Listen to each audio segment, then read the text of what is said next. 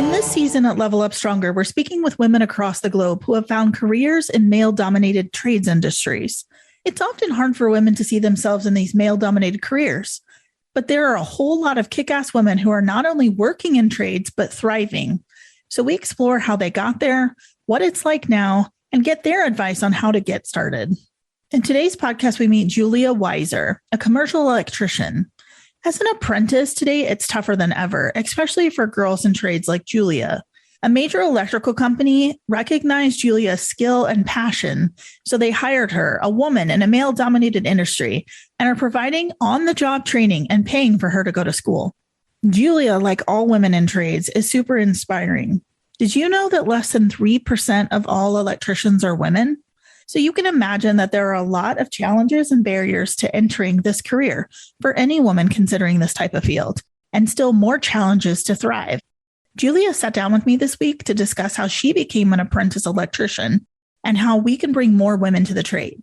In our conversation, she describes what it's like to land a job that guarantees that you can both go to work and learn your craft at the same time. She shares the joys of finally realizing that she can do anything she sets her mind to and the relief of having a steady paycheck and a career path with exponential growth. Welcome to the show, Julia. So why don't you first tell us a little bit about yourself and how you got into the electrical trades? My dad's a roofer. He owns his own company. So trades has been my entire life. Growing up, it was always I have two brothers as well. So they get to work with dad. Daughter comes along and works with dad. So I've always been like an on-site daughter, which has been super fun. And I always kind of wanted to become an electrician. I have zero idea why, but I had an epiphany a year ago. And I was like, I'm not happy with where I am with my job. I want to do what I actually want to do. So I just started applying at places. Zero experience, zero schooling, just see what happens. And I got hired with this amazing company. Oh, that's great. Yeah, they hired me pretty much on the spot. And there's only 2 women, I believe, in our company that actually are on the tools. And there's about 150 employees on the tools. So wow. 2 out of 150 are just us 2 women. That is amazing. And I actually was just sitting here reading some stats. You know, there are less than 3% of the electricians are women. Out of all, less than 3%. I was astounded by that because I usually really pay attention to the HVAC because we hire a lot of HVAC people. And I think they're around 8 to 10% are women, but 3% of electricians are actually women. So you were among a very small percentage of ladies working in that industry. I had no idea. Yeah, I didn't either. And that was just a New York Times article followed around a lady who I guess either owns an electrical business or I'm not sure exactly what she did. But yeah, 3%, less than 3%. It was like 2.4%. Like it's not even 3%, which is crazy. So tell us a little bit about a day in the life of what you do. You're an electrical apprentice, right? Yeah. Okay. So I'm a first year. I'm actually just entering my second year, which is super exciting. I'm going to school. I have back-to-back first and second school. So I'm super stoked about that. But a day in the life really varies. I've been sent to about 4 different sites now. And not including I've worked 2 months out of town. So we can do anything from what I'm doing now, which is slab work. It's not pretty work at all. You're working with rebar guys who are putting up their rebar, getting ready to pour concrete in. So we have to get our pipes ready for all the underground work. So you're mostly in commercial sites? Okay. Yeah, I'm a commercial electrician. So we do a lot of high rises and just a lot of that. You were hired on there first and then decided to go back to school, correct? Yeah. That's awesome. Yeah, I wasn't even sure if I was going to go to school because it's never been a high priority on my list. But my company was like, no, it'd be great for you to go to school. Like they're putting me through, they're paying for it. So it's been like a great opportunity for me here. That's really great that you found a company that was willing to not only hire in a male-dominated industry, but then is now paying for you to go to school. Yeah. Women need to understand, and I think this is a key pivotal time in history right now, because less and less people are going into trades and less young people are really going into trades. And you have the baby boomers are leaving. So now is a pivotal time in history when more than any other time ever, women have like really great opportunities here to not only jump into a company, we're hurting for employees. So I think you have stumbled across, I think, a key component. Oh, yeah. Women need to really consider that you don't have to have the money to go to school. No, that's another thing is most companies, and I've even talked to my own boss about this. He said a lot of the trades companies here, I don't know about everywhere, but they have to have a minimum requirement of women or minorities. So for a woman to apply for a job in the trades, they're pretty much guaranteed that job. There's like a mandatory need for them. And on top of that, our government grants are almost double for women going to school than for men. I'll be making double just from the grants that the government's providing for me. That's awesome. That is so awesome. So are you in a union shop then? Because it's commercial? No, it's not union. No, I'm one of the companies that is non-union, but we're a huge company. Okay. The owner of my company, he's like in with a lot of the general contractors, the higher general contractors in the lower mainland of BC. So we have some pretty huge contracts. So it's guaranteed we have work for the next at least 30 years if all of our contracts stopped now. So it's pretty cool. Yeah. So you said you're on the team that does a lot of the putting in the piping and things like that you would run electrical through. That's what I'm doing right now. Okay. But I've also done a lot of other things. Mm-hmm. So out of town work is a lot of service calls, which is super cool because you can see how a store is already running and then you have to problem solve how you're going to fix whatever is wrong without shutting down the store. And then a lot of finishing, which is super fun work to do because you're working with a lot of other trades, finishing up and closing all the loose ends. And that's when you get to make things look really pretty. You get to put up your lights, you get to make sure everything's straight and perfect, and you get to see everything come together. And there's just this pride that comes with that. When I saw my first building finished and I was like, oh, those lights outside, I put all those up, walked through the lobbies. That's my work right there. I've never felt that kind of pride before. It was pretty cool. That is really awesome. And I don't think enough people have probably enough experience and can wrap their head around all of the really cool technology that's behind electrical now, especially on the commercial side, because everything is digital. And so they can do some really cool things with LEDs. So, I've seen some, I wish I had my hard hat with me, but I've got LED strips on the front of my hard hat. But yeah, I've seen some insanely cool things that I never even thought existed before I entered the trade. And now I'm using it daily. That's really exciting. Yeah. And with the way technology is moving and everything is computerized, all of those components are going with it, right? So like we have these really robust lighting systems and all of the electrical plan is all tied back to a building automation system. And it's really neat what they are able to do. It's cool. I know. And then before I even thought about entering the trade, you flick a light switch, for example, you don't think anything of it. Sure. But when you're actually working on it and you're running it and you actually see how it works and see how much sense it makes, because for me, electrical makes sense. It's a lot of math. It's a lot of A to B and I understand it. So when you see how it works, you're like, okay, I can do that. I understand how to do that. I can make that happen. What are some of the challenges that you have seen entering this career field for you? I have to say probably my biggest challenge and something that continues to get me down is the comments people make. And unfortunately, it's a lot from people inside my personal life and not on the job site. Just, are you smart? You're not smart enough for that. Do you understand you have to do math? You can't just get the guys to do all the work for you. Are you strong enough for that? Do you understand what you're getting yourself into? And I've had like a lot of negative comments and it has gotten me down to the point where I'm like, maybe I should just quit and do something else. Funny how the people around us who you think are going to be the people who support us are sometimes the people who don't understand. And if they could just go and spend some time on a job site and see, you know what I mean? I get that comment a lot. People who I haven't seen in a long time and they're like, you do what again? Like, like trying to explain it to anybody because they don't, like it doesn't equate for some reason. Right. So that's really great. So your shop then, your team, which is probably mostly male, as you mentioned, you only have one other woman on your team. Are they supportive?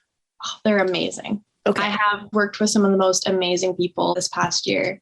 none of them have ever discriminated against me because I'm a woman. If anything, they're empowering. They're like, you can do that. They're not going to baby me. They're not like, oh, I'll carry the ladder for you, or I can drill for you, or I can do this because it's too heavy for you. They're like, if you don't feel comfortable doing it, then do it. But we know what you're capable of. That's really cool that you have that supportive team around you. And they've been so patient with me and so kind and welcoming.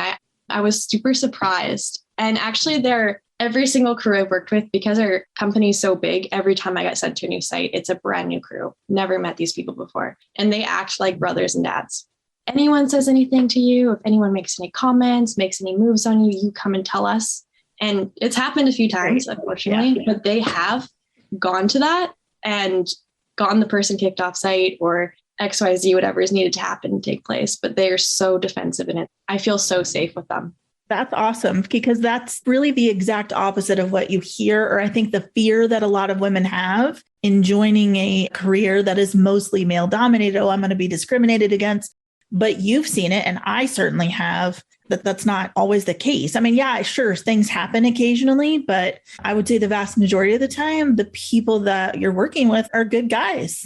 Yeah. I was shocked when I saw that. I remember my first site. I was sitting in my car. I was almost about to throw up outside my car. I was so nervous. I was so scared. And I walked in and I had the biggest, warmest welcome from 12 guys sitting up in the office, and we're still friends. That was 10 months ago. We had a barbecue and we all still talk, and it's just, I wouldn't change it. I would say that probably means that your company has a really good culture, and the culture starts from the top. And so that's phenomenal that you landed in a company that has really great culture, and probably their family, right? You feel family. They're family owned. A lot of the foremen have been there 25 plus years, and apprentices get put through school. So obviously they stay, and then why leave after 5 years? Absolutely. So it's been great. So if you had to say what mindset women need to have going into these careers, because it takes a certain mindset and a certain amount of confidence to step into a career that you may be the only woman in an entire construction site. So what mindset do ladies need to have in order to have the confidence to even attempt this?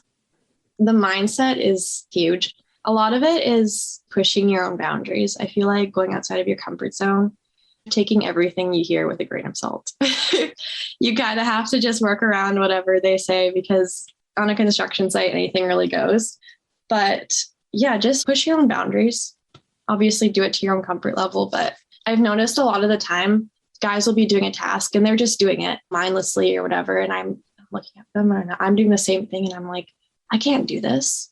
But then I'm like, yes, I can. I can do it. I just don't want to do it. Yeah. But it's just like getting out of that box of like, well, they're stronger or they've been doing this longer or whatever. But it's like, I can do it. I'm capable, and just get up there and do it. And then once you do that, you gain so much respect from everyone around you. They see you working hard. They see you doing what you think you can't do, and you get so much respect from everyone. That's awesome. I think sometimes we have to get past our own limits. We set our own limits, and it's really not other people that are setting limits for what we can accomplish. But if we can get past our own mindset and the limits that we're giving ourselves, like literally you could do anything. Yep. Which is super exciting. Exactly it. Probably my If you could give any advice at all to women who listen to this podcast later on what they need to do to get started in this career, what would it be? It would just be apply. Just apply and get hired, because you don't need much to get started. Just do it. Exactly. But I think also look for that company like yours. Yeah. That has a really good culture, and don't settle, because there are a lot of companies out here that have a really good culture. I have an internet friend. She's also an electrician in Vancouver, and we follow each other just because of that. And she unfortunately has had a really bad experience with her company. And it's funny you mentioned that, because before, I was applying at a lot of places, but where I was applying to, I was doing research before I even sent in an application. Yeah. Because culture is a huge thing for me, especially a lot of girls. We get very connected to the people we're around, and I don't know about everyone else. I can't speak for everyone else, but I get very Like those are my people, right? And if my people are negative and they're not going to be respectful, they're not going to be kind, they're not going to be helpful, I don't want to be around that. So I did my research and went with a really great company. That's a really good piece of advice too, is just do your research on where you're going to apply because it can vary. And maybe even look beyond your own limits, because you just never know when you might end up somewhere that really is going to help you stretch and grow as a person. Oh, totally. A lot of people were telling me to apply for residential electrical, and I was like, well, I just want to see what can I do in industrial, and it's like maybe I can do it. And I wouldn't go back. I wouldn't. But I think a lot of people don't realize that how much money you can make in the industrial and commercial side of things, because we're talking big electrical, large switchgear and stuff like that. And the people who do that type of electrical are making six figures plus easily. Yeah. The stuff you work with, it's insane and can be scary, but it's so cool. Yeah, it really is. I recommend it to so many people. It's so fun. For sure. And if you're at all computer savvy, with everything being digitally connected now and lighting controls and all of the electrical controls are really neat. It's really moved beyond just working with your hands. Now everything is very tech savvy, which is really interesting. So. Yeah, I think a lot of people, when they think about like trades work, they think dirt and mud and digging and stuff, but it's not all that. Like even I was doing some work I was doing like low voltage. So it was all of the Ethernet data, fiber optic, cameras, and door security.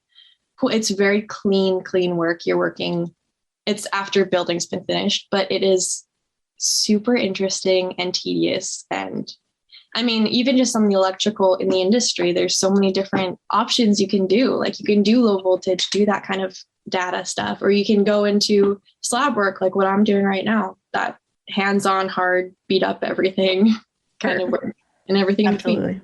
Absolutely. That's exciting. So where do you want to be in 5 years? I always ask everybody, like, what's your future plans or hopes for where you're headed? I don't know if I can accomplish this in 5 years, but I do have a plan. And my plan is to become the first 4 women in my company. I have a few years of my apprenticeship ahead of me, but I have some really great teachers from my past foremans who 100% believe in me. And I talked to them about it and they were like, you can totally accomplish this. We'll request you on our sites and we want to hand off things to you. So yeah, the long-term goal is to become a foreman in my company, a first woman foreman, and run my own job site, top to bottom. Awesome. Yeah. That is really awesome. And I think you'll do it. I have confidence in you. I hope so. That's been like my goal for a long time. And I've worked with such amazing foremans who they've given me everything and more that I could have asked for. And I want to give that to future apprentices. So I hope that I can get there. Well, and I think you're a poster child for your company on how women can be successful. And so hopefully they're utilizing you as an example for other women to join the team. Thank you. I'm trying. I'm doing my best. Absolutely. From high rises to electrical service calls, Julia Weiser is definitely leveling up in her career in commercial electrical work. Julia is able to walk into high rises and see the world from a very unique perspective. She is just one example of a young woman embarking on a great life for herself in an electrical trade. And by joining us today, she's helping other females to see themselves in a similar path. At Level Up Stronger, we're striving to help women improve their lives, provide for their families, and build a career. And what a better place than in the trades where women can be recognized for their competence, expertise, courage, and craftsmanship. We encourage all women to consider these industries. Talk to a woman in the field like Julia and get their perspective on how rewarding this experience has been. This has been another episode of Level Up Stronger. Join us next time for more on the lives of women in trades, careers, education, and so much more, and discover how you too can level up stronger in your life.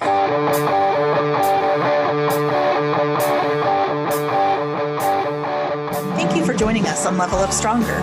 For references to resources mentioned in this episode and to receive updates on future podcasts, check us out on social media or at levelupstronger.com. And remember, each time we take risk, educate ourselves, and apply what we've learned to our lives, we level up stronger. Each time we level up stronger, we have the opportunity to reach back and contribute to someone else's success too.